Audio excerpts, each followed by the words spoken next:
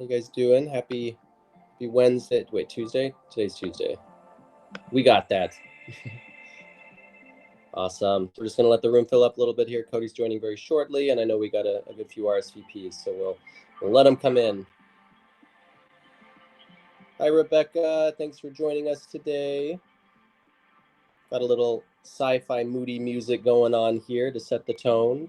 As you can see on our first image on the Jumbotron here, Doug is a storyboard and concept artist, and he's been a part of a lot of the very popular, very well-renowned sci-fi projects, Marvel projects.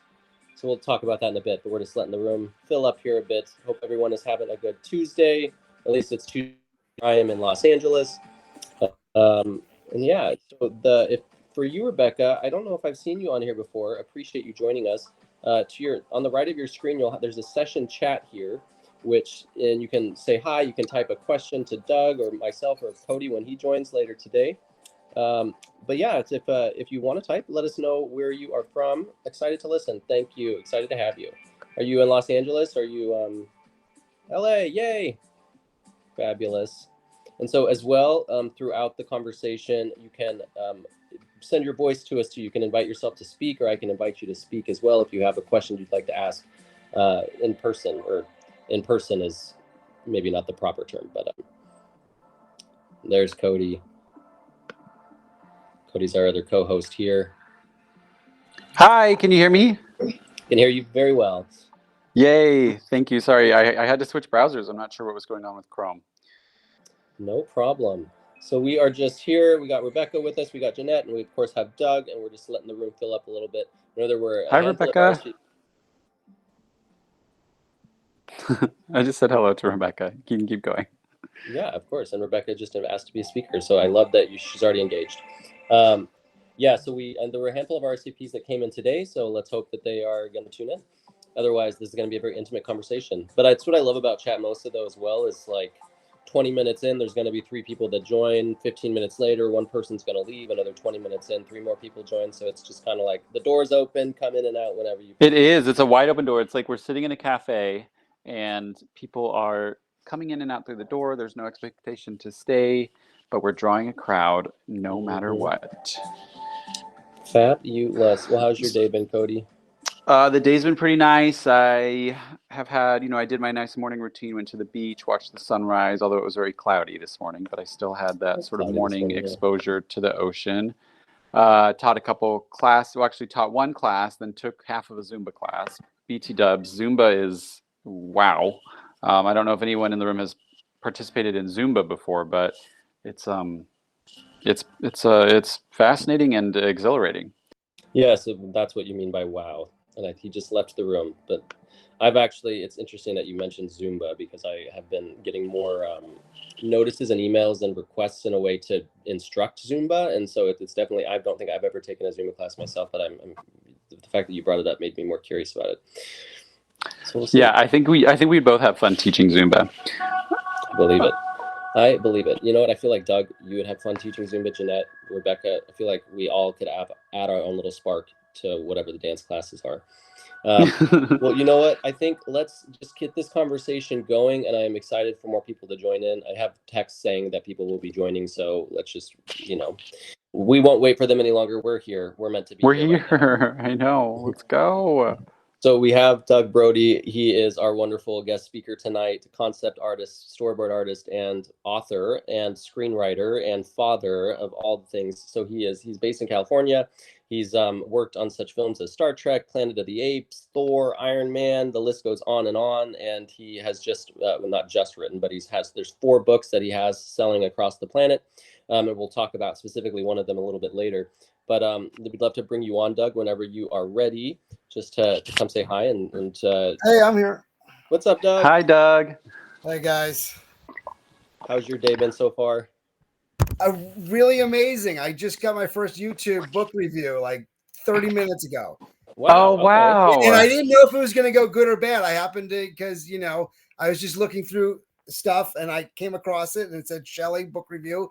And I'm like, do I watch this? Do I not watch this? Yeah. And I literally, you know how they say in books, like your fingers are tingling and you're like, that's such a cliche line.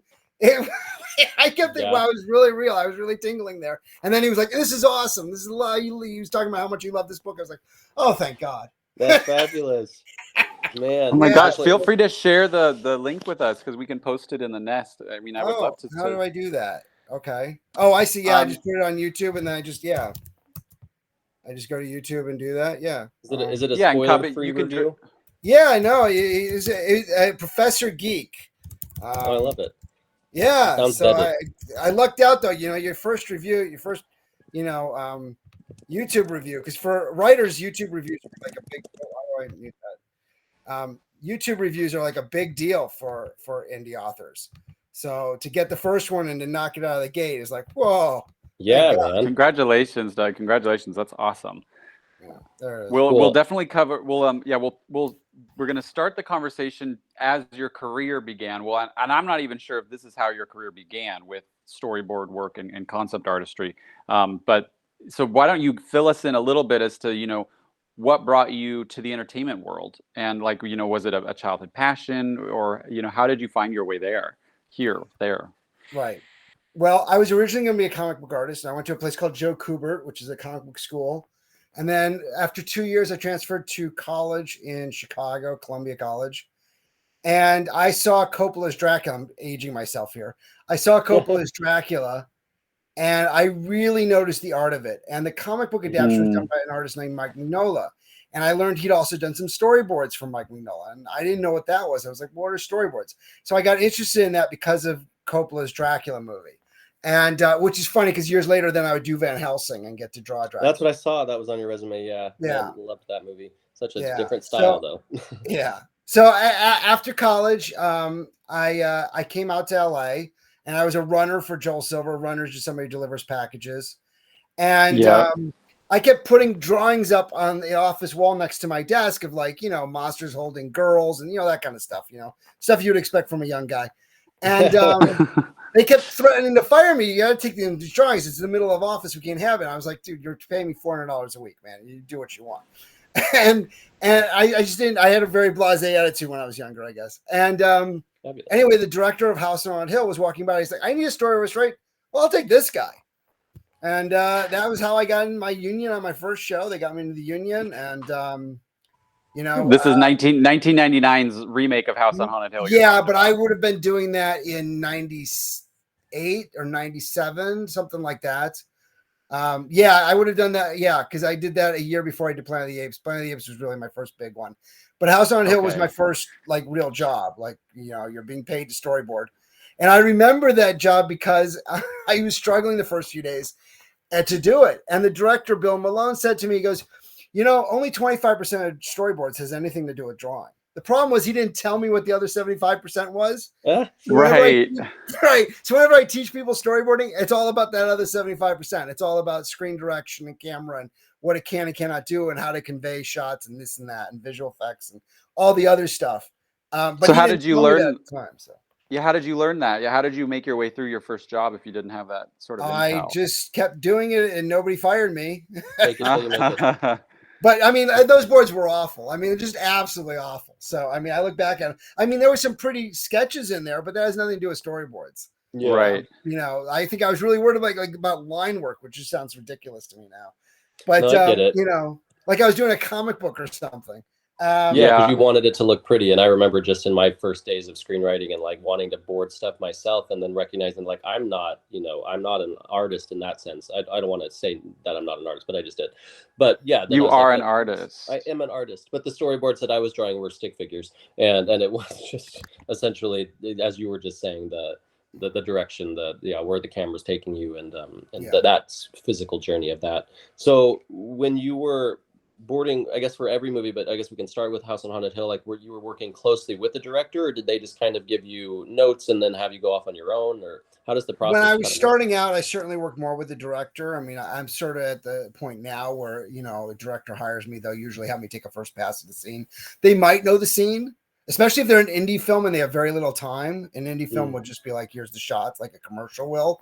Okay. But generally, most films on a normal scale movie, they're like, no, take a crack at the scene, and then the directors like to react to what you did, and then they'll manipulate it as they go, and it's an evolving thing. not to jump all over the place, but on Men in Black International, I actually storyboarded that movie for months without a screenplay, which is the only time that ever happened. Oh, wow. Yeah, it was an outline. And so I would storyboard a scene because they have an idea in the outline for a scene. I would storyboard and just figure out what the scene's going to look like. Then the screenwriter, who I never even met, would look at it, write something around it, and then change it based on he'd get an idea for my story. Then I would have to reboard it based on his ideas. And it went back and forth that way. It was great for my paycheck, but it was a really odd way. Yeah. Like, if you don't want to know how a movie goes over budget, right? Yeah. Try storyboarding and doing pre-production before you have a script. That'll do it. That's amazing. One of the many myriad ways a film can go over budget. So I wanted, since this episode's going to be posted on crewv.com, and it was going to be available online for people to watch and listen to, I wanted to sort of have you explain for, the complete layman or noob who's like, so we can see Chad just posted a visual, what a storyboard is, but I was curious if you could share, what is the purpose of a storyboard? Who utilizes it? Is it utilized, just during the prep period, or is it constantly referred to during the shooting period? Is it even utilized by post-production? Like, just to kind of give your perspective on the value of having storyboards. Yeah. Well, a storyboard is basically a comic book for the crew. I mean, it's a lot more complex than that because it's really about camera angles and it's about, where you're going to put your visual effects. So if you have a dinosaur chasing Jeff Goldblum's obviously, and the Jeep that he's sitting in is obviously real, but the dinosaur is not, and the forest may or may not be. So, that'd be either what's called practical effects, or if with the trees falling down, or there might be visual effects. But either way, I'm drawing all that in so that they know in advance, okay, we're going to have to put some trees here. We're going to have to put a dinosaur here. We're going to have the camera on this side of Jeff Goldblum to see the shot that he sketched out. And, generally speaking, my storyboards are used all the way through production. On some films, they'll put them up on a board and then they'll just cross them out as they do the shots. Okay. Now, that doesn't mean that they're following them like they're the Holy Bible or anything. They'll change them however they see them. But they'd be like, okay, well, that over-the-shoulder shot is done, so we can cross that board off. And this and that, or that wide-angle shot is, even if it's not like mine, because they got there in the day and they decided to reset the camera or whatever, they'll still scratch. They might still keep those boards to scratch it off, say like, okay, these are the shots we had to get through. We had 30 frames.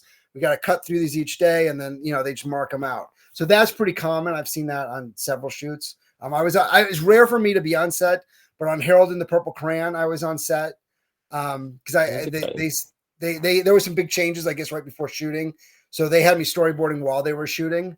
Okay, wow. Yeah, that was the only time I've ever had that happen in 25 years.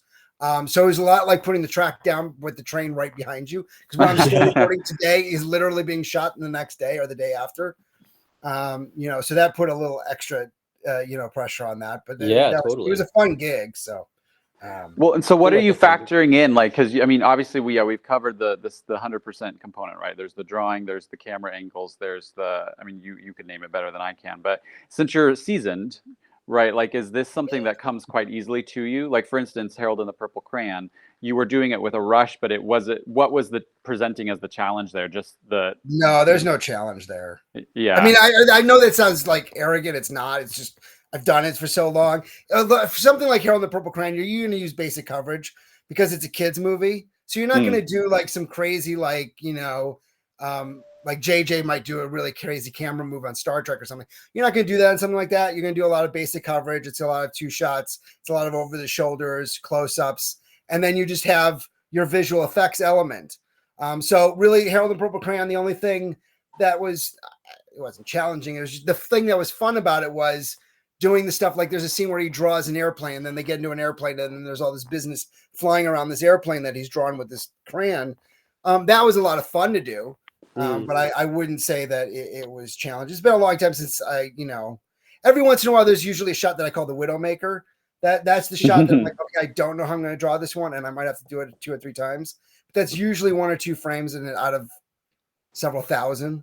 So, I can't remember the last time I was stumped. I mean, it's been probably in the early 2000s or something when I was still figuring things out, but certainly not since, anytime recent.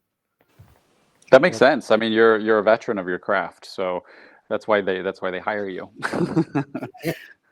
Well, it can sound daunting or crazy when you say to do with storyboards, you have to be able to draw anything from any angle. And if you'd said that to me when it's 17, I'd be like, okay, that's not for me because I can't do that. But you get better as you go, and you get looser and you get used to it. And you don't worry about whether or not that foot looks right or the leg looks right or whatever. It's conveying an idea, you know. In a comic book, you'd stress about something like that. In the storyboard, you're just conveying an idea. If a 10-year-old can look at my drawing and say, I understand what I'm looking at, then that shot is done and I can move on to the next one. Okay. It has to be like the 10-year-old rule or the 12-year-old rule. Like, because you never know who's looking at these, and maybe not everybody's as intelligent as you might expect. So you need it to be like the Forrest Gump level. Like if Forrest Gump would look at it and say, I know exactly what I'm looking at, then you are done with that drawing and you move on to the next one. And I try to do 3 to 4 panels an hour, depending on what I'm drawing. Hero the Purple Crayon, the action stuff like's on the screen right here, those are probably done at 3 an hour. But then something like you see these two girls just talking in a shopping mall or whatever, that's probably 4 an hour. Okay. This is all great information, and it's really coloring in, you know, your role. And because it's not even a question I would have thought to have asked, was how quickly you're moving through the work. Yeah, I try to hit about 35 a day on a film. And is that like pages wise? Is that like they're obviously not 35 pages, but is that like 35 scenes, 35 like no 35 panels? So no, you could have hundreds of panels just in one scene. Yeah. You know, I mean, if you do something real, like a big scene on something, it is not crazy to have well over 100 panels in a scene.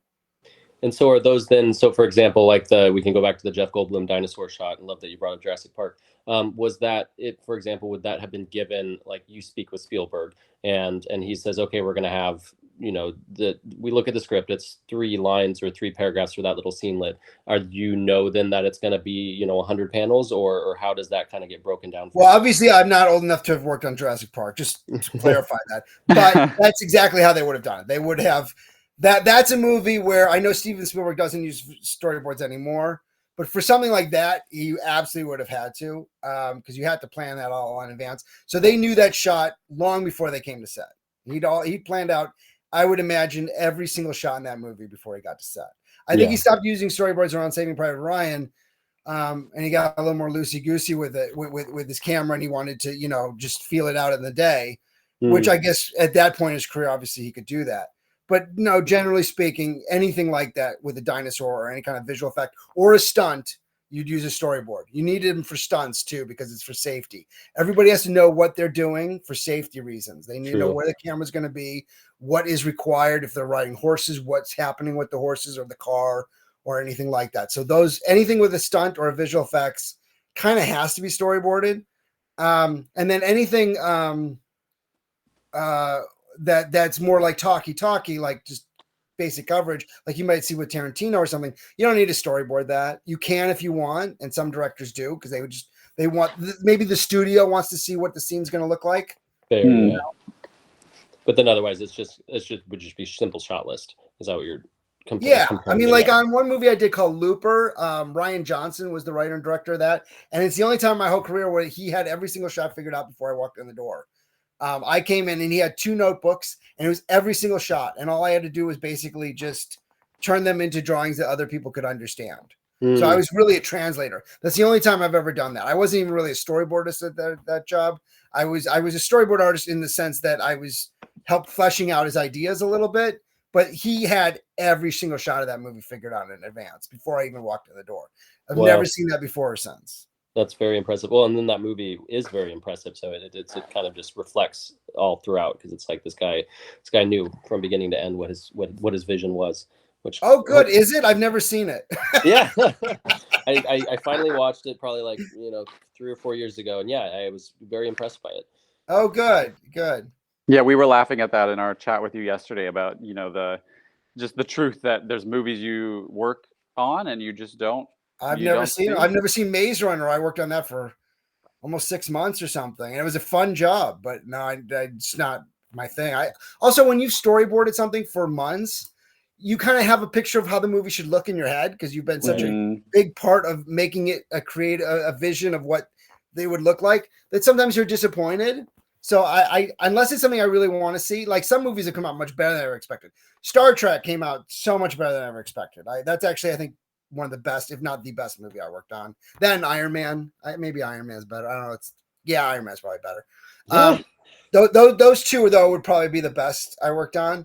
And those two were both like far better than anybody expected. Because when we worked on Iron Man, nobody knew what to make of that. Everybody was excited for the Dark Knight that was coming out that same summer. Right. Yeah. And Marvel, everybody forgets, man. Marvel was nothing. They were like who are these new kids? The comic book companies going to make their own movies.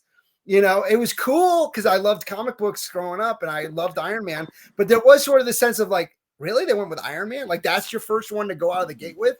Like, a lot of people thought, well, why not Captain America or something? But Iron Man? But then, of course, it was brilliant, you know? And it was a really good script. Like, we knew right out of the gate. Well, they did ad-lib a lot, but the story was solid right out of the gate. So, and I wanted to ask as well, because from my memory, at least, you know, maybe it was just the tabloids that were saying that, but Iron Man, I thought it was a movie without a script. I thought that there was a lot that. No, there was a script. There was totally a script, and I thought the script was pretty good. But no, they added a lot to it. You can never make a movie like that without a script.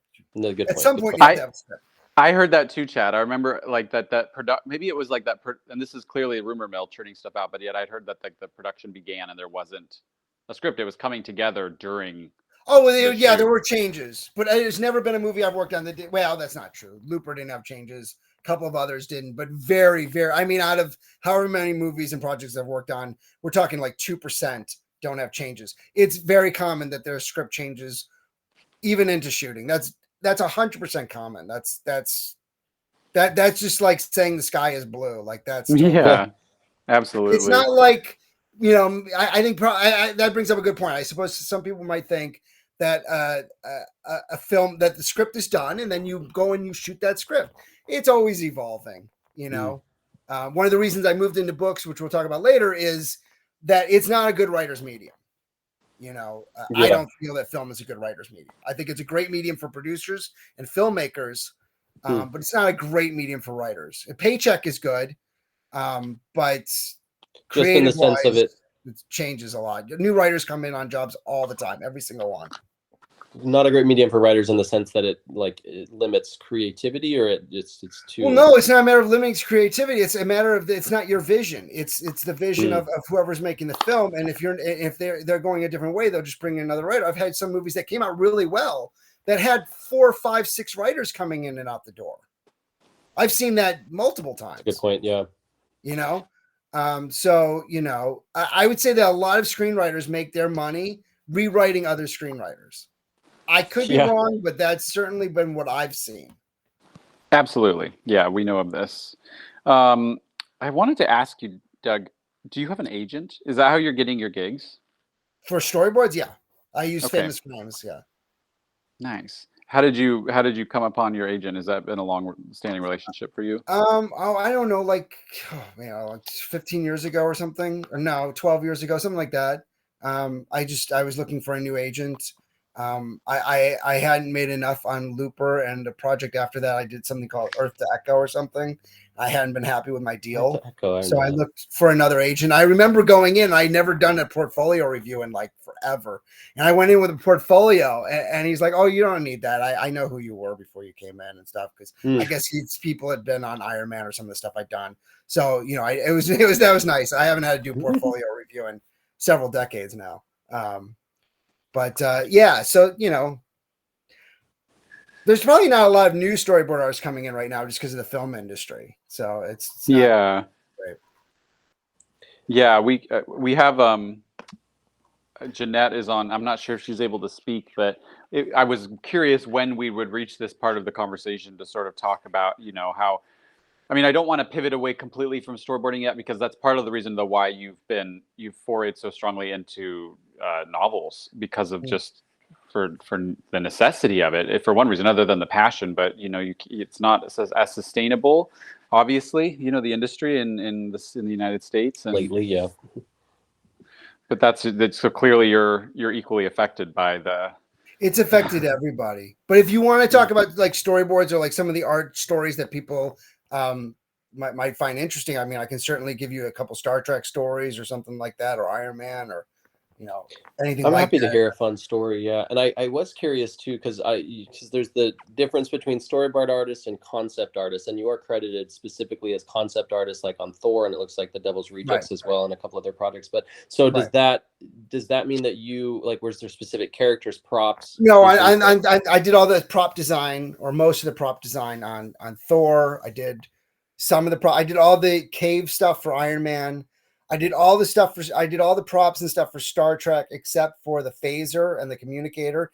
They had one guy spend like 6 months doing the phaser and the communicator, and then I did all the Romulan and all the Klingon. Actually, Klingon got cut, but we did all the Romulans and the Klingons and all the other Federation stuff, like the tricorder and all that stuff.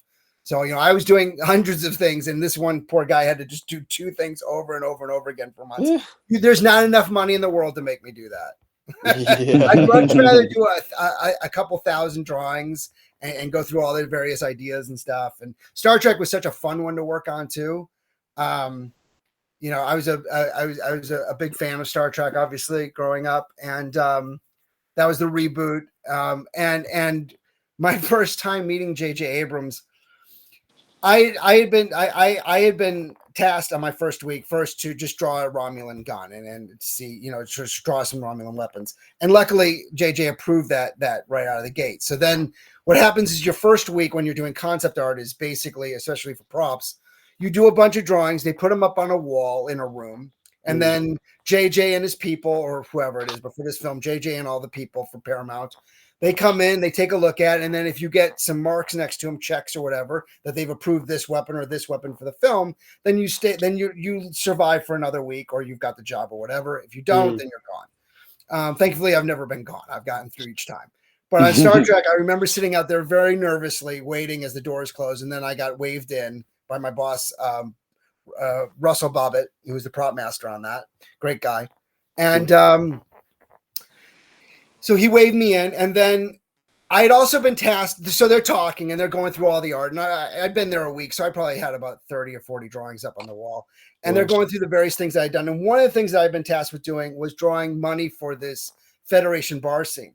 So they're talking, and everybody else is in like nice clothes and stuff, and I'm in flip flops and shorts and stuff. And I raise my hand like a school kid about halfway through the meeting, and everybody stops and turns. And Russell is like turning green. He's like, "Dude, what are you doing?" and JJ's like, "Yeah, what's up?" And I said, "Well, listen, this is your movie. You can do whatever you want, but just so you know, Gene Roddenberry didn't have money in Star Trek. He felt that the Federation had grown beyond money at that time." And the room is dead silent. I mean, and everybody, like in a movie, everybody collectively looks at JJ, and he just looks over to his assistant, who I guess was like the expert guy. He's like, "Is that true?" He's like, "Yeah, actually, that's true. That was in the Next Generation. He cut money out of Star Trek. Next thing you know, it was cut out of the movie. So I always tell Star Trek fans, you're welcome. Fabulous. You're welcome. Yeah, really into that. You're welcome. I got the minutia right for them." Yeah, that's awesome. Well done. Well played. You knew your stuff. So we have a question. We have a question from the audience, and I want to honor that because Rebecca's been our avid listener. She asks, do you usually design things like sets and props as a storyboard artist or concept artist? She would love to learn how you work with other concept artists and production designers too, or if the amount of freedom you have designing depends per production. Well, all of the prop stuff I did, I think all of them were for Russell Bobbitt. So we did Planet of the Apes was my first one. I didn't even have a portfolio for that. I actually just did a drawing of this gorilla head with this bone armor that was kind of influenced by this. There's a scene in Conan the Barbarian where he finds this Atlantean sword and this giant helmet almost crushes him. And I thought, oh, well, that would be cool if I took that helmet and made it into bones. So that I didn't have a portfolio. So I sketched that and I got the job off of that. And then after that, so we did Planet of the Apes together, and then we did Iron Man, Thor, Star Trek. I don't remember the order, but those were the 4 movies we did. So those were all conceptual art, and I did all the props, or most of the props. I'm sure there's a few props in there that I didn't do, but the majority of the props, the design for all those. And no, I don't. I'm only answerable to Russell. I mean, I'll discuss it with Russell, and I'll be like, "Hey, what are you looking for here?" and this and that. Or I'll look at the script, and sometimes he would be like, "Here, just." Because I'm a big geek, so I knew a lot of this stuff really well. So he'd just be like, "Here, give me some cool Thor stuff, give me some cool Star Trek stuff, give me whatever." And In fact, on Star Trek, I was so into the commendation for original thinking, which was a big deal for anybody who knows Wrath of Khan. That my boss could not understand why, because I'm doing all these weapons and I'm spending all my time working on this little metal. He's like, he could not understand it. And then I was so into it that he told JJ I was so into it. So JJ let me pick the one that would go in the movie. So not only did I design it, I got to pick the design that went with it. Because for anybody who knows Wrath of Khan, he gets an accommodation for original thinking. It's a big scene of Wrath of Khan where he talks about how he cheated in this exam and everything. So to answer your question, I have a lot of freedom when I'm doing those, but I'm answerable to the prop master. Or if I'm doing production design, I would be answerable to the production designer. But usually they want ideas, so they might give you some barriers, but they're generally they want to see what you can do. Storyboards is a very different beast. Storyboards, generally you have a script, you follow the script, and then you adapt it in your own vision. Because you can anybody can look at a scene, and Spielberg and Coppola would shoot those completely different. So, it's just a matter of perspective. So you're being paid for your perspective. So you come in and you give a perspective on that scene, and then the director will say, he might react to it and might say, okay, well, let's change this. I want a shot like this. I want this and this. And then it's a slowly boiling mix, and on a big production, they have the time to really develop those big scenes, because those big scenes are basically what the people are paying for to come into the movie, Right. Did I answer that question, or did I leave anything out? From my perspective, you did. I'm loving these questions. Rebecca actually asked another one too coming up. And I know that you have raised your hand, or you are a speaker, Rebecca. You are more than welcome. Obviously, no pressure to unmute yourself and join the conversation. But I'm happy to ask these questions for you as well. Because it seems like you are potentially a storyboard or art director or art department person yourself. Would love to hear more about your career path, Rebecca. But if you don't mind, Doug, she has another question. She asks, do you usually get really specific things like floor plans for storyboarding beforehand? I've never gotten floor plans. Wait, on Van Helsing, did we have floor plans? No, I know. I don't think so. I remember seeing at one point floor plan somewhere, but no, that would do me no good. I don't know anything about elevations and things like that. I will see production art. If you're talking about a movie like Van Helsing, where a lot of it has to be created, we would have production art while we're doing it. But no, you pretty much change it as you go. So, like, I remember Frankenstein's monster on that went through some changes, so my boards would change as his design changed. The big thing with that somehow leaked online, I can't remember what the deal with that was, but there was a big sequence that I storyboarded with Creature in the Black Lagoon in that.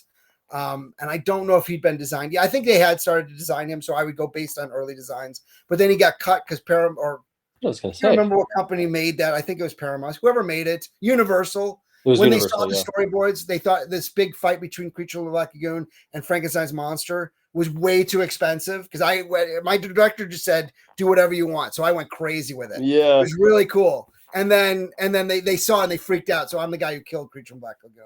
I mean, that is because, when you said that, because I had seen that movie, I don't know, 36 times when I was a kid, because I was just enamored by all of the everything, every creature that you wanted was in that movie, and except for Creature of the Black Lagoon. Except for Creature of the Black, yeah, exactly. That would have been a very interesting sequence, a fight between he and Frankenstein's monster. I would have obviously been here Google for it. I'm sure they're online somewhere. They're I out will there. Google it. Yeah, so what was it? I think I got off topic. Floor plans. No, I don't use floor plans, but we will look at concept art. And if not, then we'll just sort of make it up, Storyboards artists tend to live pretty much just either in their home or in a closet somewhere. So we don't have a lot of contact with anybody. But I will ask the director for concept art, and he'll have his assistant or whatever give me whatever they have. And that's usually an evolving thing. It depends on how early on I'm coming in. Yeah, no, I think it's great, and I thank you, Rebecca, for these questions too. And it seems like you are an artist, illustrator, aspiring concept artist. So this is wonderful to have you on this chat, and to hopefully you're learning. And this is why we have these chats, for especially when we're coming into specific sections or sectors of the film industry to help inspire and to help educate. So I'm glad that you're here. Hi, Rebecca. Hi. So you want to become artist, illustrator, and aspiring concept artist. The guy I would look at for concept art that I'm just personally a fan of, I got to meet him once on Star Trek because I'm a big Star Wars fan. And he, after doing Revenge of the Sith, he moved over to Star Trek and redesigned the Enterprise. But Ryan Church is definitely somebody to look at. He's, he does the full-blown concept art painting. So if that's the kind of thing you're doing, I would absolutely look at Ryan Church. And I think he's even got online courses and things like that. Because just because you're a good artist doesn't mean that you're a concept artist. Like there is a film aspect to that. Also, I would highly recommend learning to storyboard as well, because especially with the way the film industry is now, the more quivers you can have in your more arrows you can have in your quiver, the better. Because things have really turned strange in the last couple of years. So if you want to be an illustrator in this town, you gotta. I would say storyboards and concept art and all that. And for storyboards, I always say look at, I think it's called Frame by Frame. It's a blue book. It's an old book. It's still in publication. It's got a lot of storyboards from when Alfred Hitchcock was making boards. So somebody might look at it and they go, oh, these are old timey boards. What do I care? Boards have not changed at all since Alfred Hitchcock did that. Right, yeah. So you can learn a lot, but you have to know camera direction. That is like that director Bill Malone told me on my first job. That is 75% of the gig. The other 25% is the pretty drawing part. So hopefully that's helpful. Oh, she says she just saw Hitchcock Spellbound. She says it's very helpful. So thank you, Doug. Okay. And thank you, Rebecca. I know we just had Marcy. You invited yourself to be a speaker. So if you would love to join the conversation, we'd love to have you as always. But maybe that was just saved for later.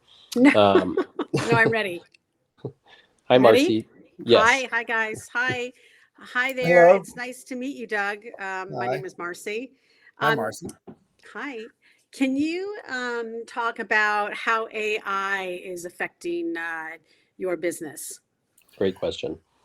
Actually, I'm going to have a really, can't take I'm credit going to for the have question. you probably be the only person who ever comes on the show and says it. It has not affected me even 1%.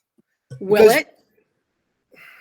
I don't know if a computer, I'm 50, I'm turning 53 tomorrow. So the odds that a computer is going to get to the technical skill of me before I retire is doubtful, because you have to be able to do, it's not the speed thing. I can go faster than me, but you have to understand the nuance of filmmaking. There's a lot more to it, that there's a rhythm to it, like I've seen ChatGPT try to write a scene like Stephen King. It's not Stephen King. And you can tell it immediately. My daughter, who's 10, could tell it immediately. It's so apparent that it's just not there yet. I think that AI is a real threat to book cover artists. Like I still use my same cover artist. But I could see how that would be a real threat to her. And I could see how it would be a threat to people who do what's called production storyboards. So like, presentation storyboards, the really colorful, pretty ones, they could be in real trouble from it. Absolutely. Because the computer can make it look beautiful. They don't have to have the correct camera angles. They don't have to understand the exact rhythm of the scene. They just have to know what the shots are. For those kind of storyboards. But I don't do that. I do shooting boards. So it hasn't come to the place where, at least as far as I can tell, it has threatened me at all. I can't imagine a film director on the kind of projects I work on being like, okay, we're not going to use a storyboard on this project. We're just going to use AI. I don't see that happening. There's a lot of negativity towards AI still amongst other creatives, especially directors and things like that. So I don't see a producer being able to talk a director into just using AI storyboards or AI production art. I think that would be pretty frowned upon on a lot of levels. So it's not an immediate threat. That was a long-winded answer, but no, it's not an immediate threat. Okay. No, definitely. All right. Yeah. Thank you. Well, Sorry. Marcy, that's a great question. And Marcy, because you're a producer, like, do you agree? Like, is that something that you would, as you're considering a budget, and is that something you would ask the director to consider? No.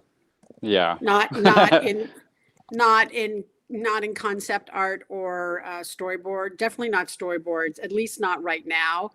To Doug's point, I think it's a little bit. There's a while away for that, and it is a very nuanced, thing to know where to put the camera and all that. That's feels like a very human thing to do. So, but God, never know, right? So, Doug, you're safe for a couple years. Yeah. Well, look, a computer can always make them prettier than me, but the truth is, there's 1,000 artists who's always been better artists than me. My strength has always been, I'm fast and I understand camera. Probably just because I've been doing it for so long. So, like, if you look at this thing that's up here, there's a couple samples here from Harold and the Purple Crayon, and she's clutching onto a helicopter, and so I knew to go from low to high. you might tell a computer that, but you don't know if you're going to get the framing on her right from going wide, because not only is it low, but it's a low wide, and then I went high close. That's the kind of creative that's a creative decision that I don't know the computers are there yet. Unfortunately, I'm sure they will be when they take over the world. And And that leads into your books coming up here, I would say. But yeah, I feel like there can be and hopefully will be a proper marriage between AI and human interaction as well. Because even as you just mentioned too, like the idea that AI might be able to quote prettify or make a drawing prettier, a little more understandable if you are an artist. Because I mean, you're a brilliant artist. Like just looking at your drawings, these are wonderful. They're beautiful.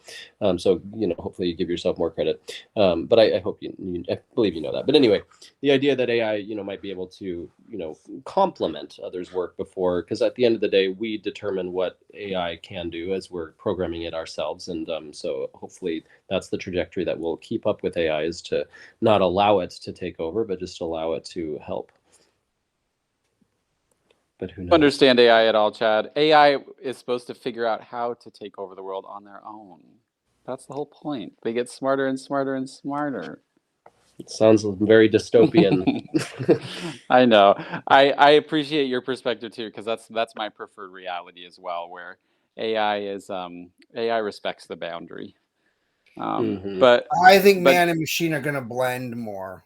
I think it's going to be much more of a blending than maybe the Terminator movies made it out to be. I think so too. I think people will find cures through nanotechnology and AI. And I think, then you'll start putting machine parts in yourself. And I think, there's going to be more of a blending. I think not probably in my lifetime, but certainly in my kids' lifetime, where there's much more of a blending. Because even now, like if I had to use AI, I would use it for editing and stuff. I don't. I still use an editor. I don't trust the computer. But at some point, I could see the computer being as good of an editor, if not better than my editor. But that's still a little bit of ways away. But so I could see how it would be a tool that you could use it to help, bring more creativity out. But at the same time, then that means that editor or that book cover artist or whatever eventually is in real trouble, I hear you. Rebecca would like to know, if you're willing, Doug, what are some more of your inspirations as an artist? Well, let's see. Certainly the biggest influence I ever had in the early 90s, when I was at Joe Kubert and really wanted to be a comic book artist and then transitioning over, was Todd McFarlane. I'm talking long before Spawn, though. I don't like the Spawn stuff, but when he was doing Amazing Spider-Man, he had this loose, fast, fluid style that really translates great to storyboards. And he was a big influence when I was starting out. I was really struggling. I would always be looking at his comics and stuff and being like, it would just loosen me up, just help me loosen up. I haven't done that in a long time, but I do remember doing that. Frank Frazetta was a big influence when I was a kid. Bernie Wrightson was a big kid. So comic books was a big influence for me. For film, Conan the Barbarian by John Milius. None of the sequels or remakes or any of that horrible stuff. But John Milius' original is, I think, an absolute masterpiece. And the production designer on that was Ron Cobb, who also designed all the stuff in Alien that's not Alien, like all the Nostromo and all that stuff. That's all Ron Cobb. So I think his first full-on production job was Conan the Barbarian, and man, did he knock it out of the park. Yeah, I mean, that movie, you could really look at that from a design standpoint. That movie's really impressive because they took what should have been a fantasy comic book thing and made it feel extremely real, even to today. So he was certainly an influence when I was first getting into film. He was somebody that I looked at. Also, he wasn't an amazing artist. He wasn't somebody like Ryan Church-Light, and like I could not do that. So I liked that both him and Todd McFarlane were artists. I was like, I could achieve that. I could achieve that level. I could never achieve Frazetta's level, but I could still like his stuff, But for the people that I looked at, I tend to look at people when I was early on was like, who is somebody that I think is achievable for me, for my quick sketch style and things like that. Hopefully that makes sense. I think so. Yeah, she knows Frank Frazetta, and I'm sure that it resonated with you, Rebecca. Curious as well. Like, I don't know if you know Doug or even Rebecca. Because surely everyone you mentioned was male. Are there any female storyboard artists that in the entertainment field, or is it more of a male dominated I would imagine there are some female storyboard artists. I've not met them, but then again, I've not met very many storyboard artists. I mean, I've been doing this 25 years. Maybe I've met 5. Wow. Like I work in complete isolation. That's I either fair, work with yeah. the director or now I just work over Zoom. But even before, the stuff that I was always doing was always like top secret. So like, like on Star Trek, I'm literally in a garage. Yeah. Like nobody can see it, so true. but no, like I've worked with I don't never worked with I did work with a female storyboardist once. She was early on, she was starting out. I think I was like the senior, she was the junior, and she did do some stuff. I don't remember. It was the 10 Commandments, which turns out to be the hardest thing I ever drew. So I had to do I did a Spanish version of the 10 Commandments. Yeah, so the opening line, so I divided up the scenes between her and I remember, because she was still newer. So I gave her all of the other scenes and I took the one big scene. And the one big scene is the parting of the Red Seas. And I remember the opening line of that script to this day, and it's been decades, was 1,000,000 Hebrews wait by the water as this army of Egyptians comes down on horseback and chariots. And I'm like, oh my God. Like I remember just thinking, how am I going to draw that? Yeah. I gave her everything else and I took that one big scene on. I do remember that. But again, I don't think I ever had more than 2 or 3 conversations with her. So that's not whether or not there are or not. I don't know. I'm sure there are. Well, now my agents are all female, if that means anything. All my agents are female. My Famous Frames is a female-run business. Love it. We love to hear that. Yeah. Groovy is a female. A lot of producers are female. I haven't worked with many women directors in 25 years. A handful at most, but a lot of producers that I've worked with have been women over the years. I'd love to work with the one who did Wonder Woman. That first one was amazing. Who did that? I can't remember. Was that Catherine Bigelow? Directing, you mean? Yeah, Patty Jenkins. Who? Patty Jenkins. Patty Jenkins. Yeah, that was a really well shot movie. So no, it's not that I would absolutely work. It hasn't come up very often. Yeah, no, I love that. Well, we'll manifest that for you. Are you guys unionized? The storyboard artists? Are you? Of course. Everybody in the film industry is union. I don't know if anybody's not. I'm in Local 800. Local 800. I just didn't know if you guys had. I was just wondering if you had mixers or anything like that to meet your. Again, I would never go to something like that.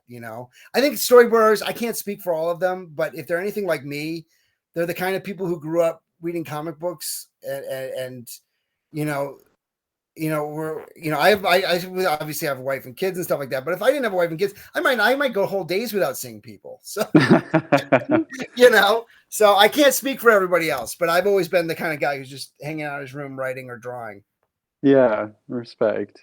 Well, and so that's a beautiful segue, because I'd love to, you've spent a lot of your career in artistry, in storyboard and concept, but you're also a talented writer. And so let's talk a little bit about your screenwriting career, and because you've sold some projects, it was a passion of yours, and it still is a passion of yours, but you've taken it to a whole other level, and now you're writing in novel format. But before we get there and talk about your latest projects, let's get a little bit of intel into your screenwriting history. Sure. So I've sold, I don't know, several scripts over the years, 4, 5, 6, something like that. But then also a whole bunch of TV shows. So what happened was I started on Skinamax, which was like late night Cinemax stuff. And Skinamax. Under the name Doug Miller, as an homage to Frank Miller, who was a big, I forgot him. That was one of my heroes. And then I got the chance to write my own show. HBO was liking my scripts. They own Cinemax. They were liking my scripts. So I wrote a pilot originally called Kinky Science, and they really liked it. And then, it was supposed to be a sexy, fun sci-fi show. It was about cloning and androids. And, but they put way too much adult stuff in there. So I was a little disappointed with it. It was under my name, Doug Brody. And it's funny because now it's gotten a huge resurgence. Now it's got a lot of fans. There's YouTube videos about it. Like Good Bad Flicks just did a 45-minute documentary about it, and how it was like one of the great lost shows, and they compared it to Battlestar Galactica and all this stuff. I think they're seeing it through rose-tinted glasses. But I did watch it for the first time with my wife. She'd never seen it. We've been together 13 years. I never showed it to her. We did watch them, but my edits don't have all the TNA stuff that HBO forced us to have. So my versions are very different, but I was happy with what I saw. I thought, it held up pretty well. I'd forgotten a lot of the surprises in it. But then after I did Forbidden Science, I wrote a script originally called Homeland. Then I changed it to Sentient when a show actually called Homeland came out. And it was a TV pilot about an android detective named Shelley. And it got a lot of attention. It got attention from Chris Columbus and from David Bowie's son. I can't remember his name, but he made a movie called Moon. Deacon something or Jones. Anyway, he was interested in it. So a lot of big name people were interested in it, but it didn't get made. And so I sold a few scripts over the years. I even sold one a couple years ago. That was an old script from like 2005 or something. During the strike, I just fire sale, take something, and they paid good money for it. So I was happy. It was an old script. But I definitely didn't like staying in screenwriting that much. I mean, it's fine to pay the bills, but that's all it is. It's paying the bills. You don't have a lot of, I had a lot of creative vision with Forbidden Science, even with the TNA stuff that I wasn't happy with. My story is there. My characters, I designed Penny. I designed this photograph actually based on Pulp Fiction. I remember being with the photographer that day. Totally. So as the creator of the show, I had an immense amount of control. I was only answerable to the executive producer and the producer and what they could afford to do or what HBO would say yes or no to. But outside of that, I had a lot of control. But generally speaking, with screenplays, you just sell it and it's gone, and then they do whatever they want with it. So at some point I decided during COVID, right before COVID, I decided to write a book. I was going to write Sentient into a book called Shelley, but I got 50 pages in. I wasn't really ready to write it. So I wrote a trilogy of books about alien abduction called The Ship Saga. There they are. The Ship's Revenge, and Children of the Ship. And then I was finally ready to write Shelley. Also, the whole conversation about pronouns was coming up at the time. And that really opened the door for me because I was like, I had the opening line. I'm like, Shelley, and it, not a she, stood in a vast wheat field staring at a farm. And that set me up for the book because I'm like, this is a machine that is forced to be in a feminine body, but has no interest in being human or in a feminine body. It is not a he or a she or anything like that. It's an it. And so I thought that was a really good way. It's a cop procedural. It's not really about social issues of today. It's about, it's a murder investigation in Washington, D.C. and a senator gets killed and they're not sure if a synthetic did it or a human did it. So Shelley's the first synthetic investigator working for Homeland Security. And it gets partnered with a human who's a researcher who's never been out of the office before, Jake August. And so the two of them are out trying to find who the killer is. And so it's definitely a conspiracy theory kind of thing.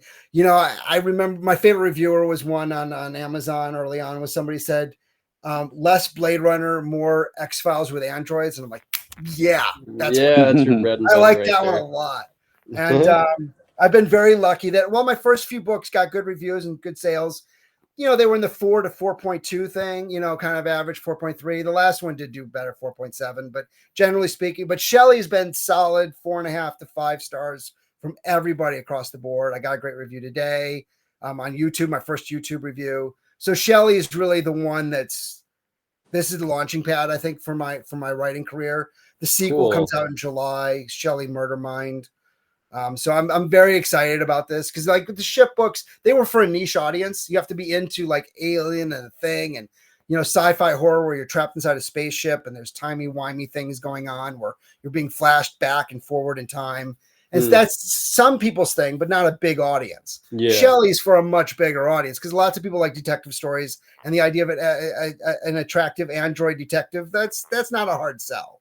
Definitely, yeah. And I love the subtle note of this, not that you mentioned it's not like a trans story, it's not a non-binary story or whatever, but the fact that you kind of had that little note at the beginning of your book too. And it's throughout the whole book, Shelley's called It. So it's there in the whole book. And that's beautiful. And because I love it's just like, the message is there. It's so subtle, but it's there.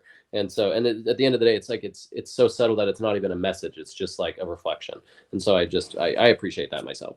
Yeah. Well, what I liked about it was it's the kind of thing that either side of the aisle could enjoy. Like you could be a far righter or a far lefter and look at it completely differently. A right person might just be like, well, they're a machine, so of course they consider it an it.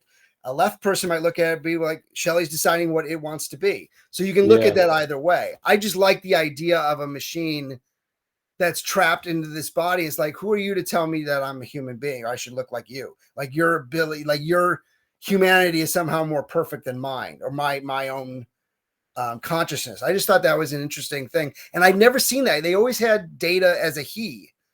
And, You're right, you know, yeah, I just in thought Star that Trek, was, you know, why did they always do that? You know? kind of kept themselves a little closed-minded there, but that's, you know, that's the 90s. Well, they weren't thinking about that at the time. So, you know, Right, I yeah. was, you know, Well, so some that people was were, my some big people were. in though. That's when I knew I was ready to write it. After I finished Children of the Ship and I came up with that opening line. I was like, oh yeah, I'll do the whole book where Shelley's in it. So you have all these sentences where it's like it talked to Jake or he or whatever. And so I just thought that was, you know, something I hadn't seen before. No, Within 100%. this Yeah, even criminal procedural, you know. even in the just the we attached the link to Amazon so you can purchase the book, or you can get it on Kindle, you can get an audiobook, hardback, paperback, but even in the description of the book there, yeah, it's just great to see the it of it all. Yeah. Um, Actually, we got Kelly Tager to do the voice, which was a big get. Kelly Tager's one of the more popular audiobook people, and she doesn't ever do indie authors. She's like with and she's with Random House. So, you know, yeah. I lucked out. I happened to send her the thing because I was a big fan of her work. And she said, you know, I gave it a couple pages thinking that I would toss it. And she said she loved it. And so, you know, this is, I think, her only indie book. I don't think she's done any others. If she did, it was a long time ago because she's like one of the big audiobook people now. So it was funny because this person who did the YouTube video, he bought the hardcover or whatever, but he also said he got the audiobook and he was going back and forth. And he was talking about how much he liked Kelly's work too. So lucked out on that. I'm sure you'll get her for the sequel, or we'll at least try to manifest that for you too. And so this is obviously an expansive universe. I'm just curious, like, you know, quickly or however long, the writing process for it. So like, because you kind of like, I quotes, isolate yourself as well for this process, or did it all kind of come really quickly, or was this like a couple of years?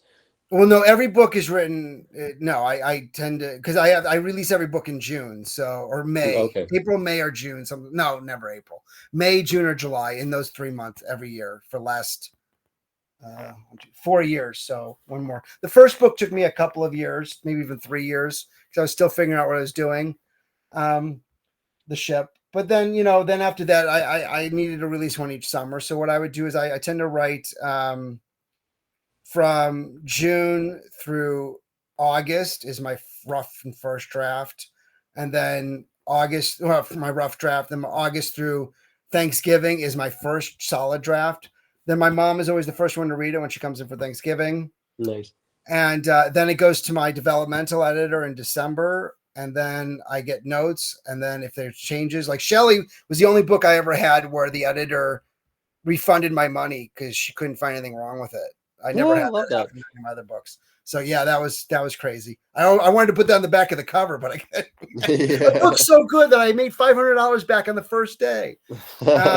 So she refunded the money because she couldn't find anything wrong with it. Well, that was really great. I felt good about it after that. And then after the developmental edit, I make a few changes in January. And then February, I'm now on my new book is final edits. It goes to the line editor at March 1st. And the cover is being developed now. And it's very much I work well when it's a system, when I know, okay, I'm going to start writing in June so I can think about it up until June. And then I write hardcore for 3 months. And then that's my rough draft. And then after that, it's just making that rough draft good. But usually what I have in my rough draft is you know, rough. No, it's pretty close to where I'm going. I mean, on this one, on the new one, I did have to cut the last 100 pages and completely change the ending. But that was the only time I've ever done that. And that's because I was really feeling the pressure because people were really responding to Shelley. I'm like, okay, this really has to step up, you know? Yeah. Because like I'm a big Prince fan. And I remember after Purple Rain, Around the World in a Day came out, and I was like, no. I mean, Raspberry Beret was good, but it was no Purple Rain. So I don't want that. I don't want them to be like, uh-oh. So I'm trying to live up to Shelley now. Shelley is your Purple Rain. I love it. I hope not. I'm hoping it's not. I'm hoping it's my 1999. I'm hoping there's room to grow. Your Little Red Corvette too. He's Prince has got so many. If you're comparing yourself to Prince, well, Little Red Corvette's from the 1999 album. So. I see. You're going album wise. So the 3 months hardcore writing, is this like 8-hour days, 12-hour days? Like, No. 2 to 3 hours a day. Okay. I think it's, for me, I Work-life write in the balance. morning. I go from 9 to 12, 9 to 12:30. I try to get through, let's see, nuts and bolts, about 1,500 words a day. And if you do that for 2 to 3 months, then you'll get to your 75,000 words, which is, what I go for. My first two books were 80,000 words, and I always thought they were a little long. So I cut them down because I think they get a little wordy. And especially for a detective story, I kind of feel like 75,000 is a good spot. Pretty so solid. I made Shelley books around that because it's a mystery novel at the end of the day. I get a lot of sci-fi readers, but anybody who's not into sci-fi, they should still enjoy the mystery. It's a real. It's not like some of the Asimov detective things where it's more science fiction than it's detective. This is absolutely just as much a detective story, if not more, than a sci-fi. Fabulous. And you did the cover art, I presume, for these No, books? I designed it. I sketch out every cover, but then I use Thea, who's an artist in Europe from a company called Enchanted Ink. So I sketch up every cover. For the ship, I actually had sketched up the cover before I even drew it. Before I even wrote it, in a little notepad. So I'd always known what that cover was going to be. And then I've used Thea on all the covers. So so I sketch it up, and then I definitely work as an art director. Like, she'll send me stuff, like she did yesterday, and I rejected it, and I said, no, make it more like this. And then she changed it again, and I changed it again, and now she's off to start actually painting now. But it's definitely a process. The big reason I went into books, and this is something that can affect everybody, whether they decide to read Shelley or not, is that I'm a big believer that the 21st century is going to be all about IP. I'm a big believer that if you look at the last century, nobody owned anything. Bob Kane didn't own Batman. The two guys who created Superman, Schuster or something, they don't own Superman. There's even a legal case about it going on now. Nobody owns anything that they did. The Liefeld doesn't own Deadpool, and he's not getting like anything off of these movies, and they're making billions of dollars. And so I really think that the great thing about being an author is I can still option the rights to make it into a screenplay, but I will always own Shelley. That's the big thing for me. And going with traditional publishers now isn't as great as it used to be because they don't give you the big advances now. A normal advance for a new author is between 5,000 and 10,000. I make that on my book in a couple of years, so I'll make that back in a couple of years. So, and then I don't have to give any rights away. So it's not. The landscape has really changed, and the avenues for artists with technology, if you want to be a filmmaker with phones, if you want to be a writer with self-publishing, if you're a musician with putting your music up on Spotify, like the marketing is the big barrier. That's the big barrier. But the actual getting your work out to everyone in the world is not a barrier at all. And I could go into bookstores, but I don't, because if they buy, say Barnes & Noble buys 200 copies of my book and they return 190 of them, I owe like $40 a book or $30 a book for that, because it's also the shipping costs and everything. That would bankrupt me. I'm not doing that. So it's better just to be online on Amazon, which is 75% of all book sales anyway. So like the point though is that for any artist who might hear this, that if you want to create something, whether it is music or a book or whatever, the marketing is actually the only thing that stands in your way between you and your audience, is getting to people know about it, which is why I come out on the internet. I do things. I try to get people to know about my work because I don't have the big marketing push. But that's the only barrier anymore, because you can get your music up on Spotify if you're a musician, no problem. But you can't get the hits that, Prince or whoever will get, so that's still the next barrier that we have to have. But I definitely think that owning your own IP and then maybe turning it into a screenplay or turning it into something else that you can then option to somebody, I do think that that's the future. At least it's the future for me, and I think it's probably the future for everybody. Yeah, I think that was also very well said and very appreciated, because it is true. It's like that it seems like everybody nowadays is putting their stuff online in some capacity, and then it seems to be lost in the shuffle if you're not able to market yourself properly and hone the social media, hone the ability to know what you're selling, love what you're selling, and then the desire to sell it too, as opposed to just putting it up there, I think is what separates people as well. I was curious if if your career with storyboarding and concept artistry, if that's helping you promote your other works. Like, I don't know if you, because you have, you've created the phaser in Star Trek, you have all this. No, like, I did not create the phaser, actually. I did all the alien ones. I did not all do the alien ones. My apologies. Are you like invited to cons, like conventions, and can advertise your stuff there? We're at LA Con every year. We do a booth. We did our first panel this year. I did one with a buddy of mine who's the director of The Simpsons. So it was about storyboarding, the difference between film and animation. We did a panel and people showed up. I was shocked. I mean, we had, let's say 100 people, maybe Nice. a little more, whatever, nobody's here to count them. But yeah, it was better than I expected. Like, we actually had to, which I was concerned about because they gave us this giant auditorium. I'm like, are you kidding me? There's this giant room. I'm like, no. But actually people showed up, which was great. And then actually in Vegas, they gave us a free booth in a primo spot in return for me talking about Marvel, designing for Marvel, and one on Star Trek. So I did 2 panels there, and then I would do the panels, and then some of them would come down and they'd buy the trilogy. At the time, I think I was selling the first 3 books, the trilogy. And so they would come down and they would get a signed copy or whatever. So it was a great, so I definitely use, absolutely. In fact, when I was first starting, because we do LA Comic Con every year, when we first started, there's a banner behind me. I have banners of the covers, but then also a big banner of my credits. And I didn't want to do that. My wife talked me into it. She's like, you have to put your film credits on here. But I'm like, I just want to be known for my writing. And she's like, that's stupid. She's like, you helped design Star Trek, Iron Man, Thor, Planet of the Apes. You put that right behind your head so everybody walking by sees it. And that has absolutely helped because we do pretty well at Comic-Con. Cool. So, Comic-Con is probably about 20% of our yearly sales. So amazing. Yeah, I would say so. I would say your wife was right on the money with that one. Yeah. So, but I definitely, I mean, I definitely try to, and I do, occasionally an interview or something and, or even like this Good Bad Flicks, like, they contacted me. They wanted to do this 45-minute documentary about my show, which first I was like, wait, what? I'm like, really, off an old Skinamax show I made like in 2009, but okay. Because it turns out it has a big fan base now. Who knew? Or at least a niche fan base. He was telling me how they did a whole marathon of this with his wife and all their friends. I'm like, we're talking about the same show, right? The Skinamax show. So they did a whole marathon. Anyway, so he did this he and his wife spent like 6 months making this thing. And it's a real labor of love. I mean, I can honestly say it's a fantastic documentary. And they interviewed me. And the only thing I asked for in return for the interview was, could your wife read my book? I didn't ask for a plug. I said, do either one of you read? And he said, my wife said, avid reader. I said, let me send you a copy of Shelley. And just, would she mind taking a look at it?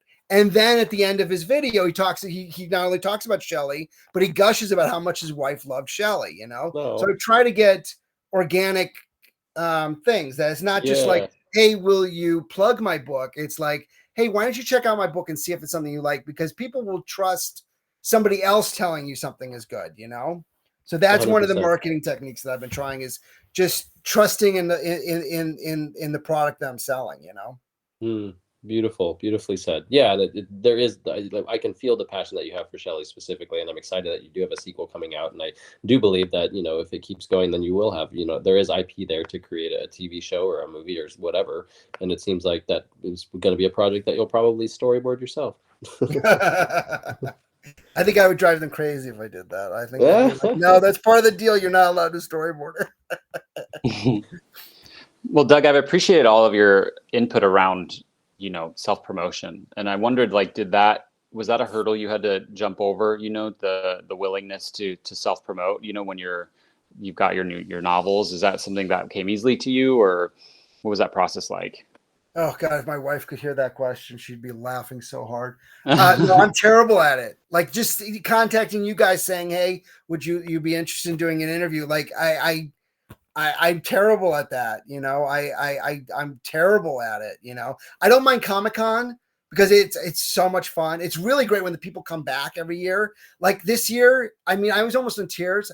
This family came, this brother and sister, and the brother, I guess, had bought 2 of the books before. So he was here to buy Children and buy Shelley. And then his sister, having heard just from him how much he loved the books, bought all 4. And it wasn't the money. It wasn't anything like that. It was that these people went out of their way to come to Comic-Con and specifically to drop a couple $100 on my books when they could have dropped that money on anything, because they were buying all hardcovers and they bought 6 of them. So, you know, I don't know what that came out to, but you know, Comic-Con prices are always a little more. So, you know, yeah. So, I mean, I remember being really touched by that. And then she would reach out to me on Instagram and say how much she enjoyed the trilogy, and she's reading Shelley now. And so, you know, that stuff means a lot to me. But going out and actually saying, hey, would you be willing to read my book, or would you be willing to interview me, or anything like that, I'm awful at it. It is a struggle every day that my wife has to remind me at least once a week to try to reach out to somebody and this and that. And I'm terrible at it. So I'm talking a good game because I know what I'm supposed to be doing. And I definitely should take my advice. That doesn't mean I'm very good at taking the advice, because you have to have a certain something to be like, hey, you should talk to me, you know, and you should look at this book, and you know, this is worth 8 hours or 7 hours of your time to read this book or whatever, you know. So I'm getting better at it though. Yeah, it's like a new muscle, and it just has to be given that attention. I get it. It's been something I've been resistant to as well, you know, and so it's not sure what the root of all of that is. There's something rooted there around our belief in ourselves, our belief in our worth, you know, because if we didn't have that root belief operating, then it wouldn't be a question. It wouldn't be a question at all. We would just be out there doing it. So anyway, I appreciate your honesty. And well, the other thing I would just, as an addendum to that, is also it's a time suck, because it's like I'm trying to edit Shelley Murdermind, my new book. And then at the same time, I'm also sending out emails to this and that. And it's hard to switch your brain to, okay, I'm going to stop being creative for a couple of hours each day to now try to market myself. And that's a real hard thing that people need to like do, that they have to, you can't just be about the creativity. You have to force yourself to remember it's a business too. You're right. So, you know, I would say for every 4 or 5, this is advice that I wish I should take myself, that for every 4 or 5 hours I'm being creative, I should spend at least a half an hour being a businessman or an hour being a businessman. That's advice that I'm telling myself too, because I know it's sound advice. It's hard to stop editing and stuff and being like, okay, let me go email some YouTubers and stuff. You know, that's doesn't come naturally. Yeah. So it's not just a confidence thing. It's also, you have to have the brain capacity to be like, okay, I'm going to actually switch off the creative mode and go into business mode. And artists have a really tough time going into business mode, I found. Like, I have agents who get me all my art jobs. I've never gotten an art job on my own in 25 years. I don't think. Maybe Van Helsing. No, never. I think Van Helsing I did. I think I was really interested in doing that. I think I went to Stephen Summers' house, or Stephen Summers' business or something, when I found out about it, but I was younger and everything. But outside of that one film, I've always had agents do it. So artists going into business mode of selling themselves that's the killer right there. Yeah, got to find a way to make it fun. get excited about it. Well, and it's great that you have a support system too. Like your wife is there for you in that sense, and she is. Well, she's great at sales, so she's sold at least 90% of the books at Comic-Con. Wow. Heck yeah. So yeah, having a partner who's really good at sales will definitely help your career. Duly noted. That's my takeaway from this episode. Yeah, whether it's a husband or wife, boyfriend or girlfriend, or even a pet that's really or cute, Android, you get people to come to your booth. But you know, having somebody who can help you with that marketing is great, because I'm not a salesperson by nature. I love it. I'm very happy to hear that. Yeah, you have that beautiful partnership with your wife, and hopefully you're helping her in other ways too, which I'm sure you are. Well, I did the laundry today. I mean, that deserves a round of applause, I'm sure. There's a lot of laundry when you have 2 kids. And yeah, I bet. Yeah, named Leia. Those little kids are a lot of laundry. I'm telling you, it's crazy. Leia and Christensen. So they were. Yeah, how old are they? Star Wars. Leia and Hayden. Yeah. Hayden. Yeah.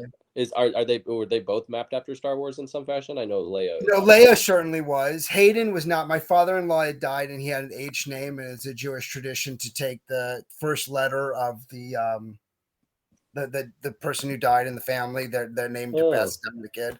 So my wife wanted to change to make it Hayden under that. But yes, I was certainly aware that Hayden Christensen was Darth Vader. I actually met Hayden Christensen right before Revenge of the Sith came out on a movie called The Physician for Uli Adel. I think it was finally made by somebody else, but it was originally with Uli Adel, and I got to meet Hayden Christensen.